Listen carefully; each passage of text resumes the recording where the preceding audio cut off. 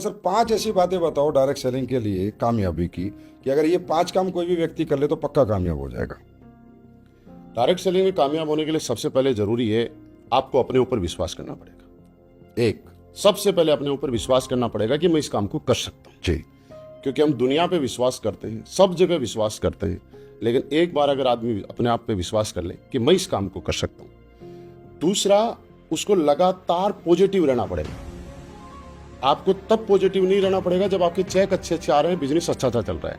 उस टाइम तो पॉजिटिव कोई भी रह सकता है, लेकिन आपको उस समय भी पॉजिटिव रहना पड़ेगा जब कभी किसी परिस्थिति की वजह से आपके चेक छोटे हो गए, आपका बिजनेस डाउन हो गया, तब जो आप पॉजिटिव हो वो आपकी असली पॉजिटिविटी है। दो, उसके बाद आपको इस काम को, जिस काम में आप कामयाबी पाना चाहते हैं, उस काम को प्रति आपको पैशनेट होना पड़ेगा, शौक पैदा करना पड़ेगा। 3, चौथा, आपको जरूरी है कि जिस दिन आप इस काम में उतरे हो उसके बाद नो गैप, सिंगल डे आपको छुट्टी नहीं करनी है। ऐसा बोला जाता है डायरेक्ट सेलिंग में सफल होने के लिए 3 से 4 साल आपको इस प्लेटफॉर्म पे देने थे, लेकिन मेरा थोड़ा अलग मानना है। अगर आपने 6 महीने काम किया और 6 महीने के बाद 1 महीने का गैप दे दिया, तो फिर आपका टाइम शुरू तब होगा जब 1 महीने गैप देने के बाद 7वें महीने दोबारा शुरू किया। आप लगातार अगर 4 साल काम करते रहे बिना गैप के, तो आपकी सफलता की गारंटी।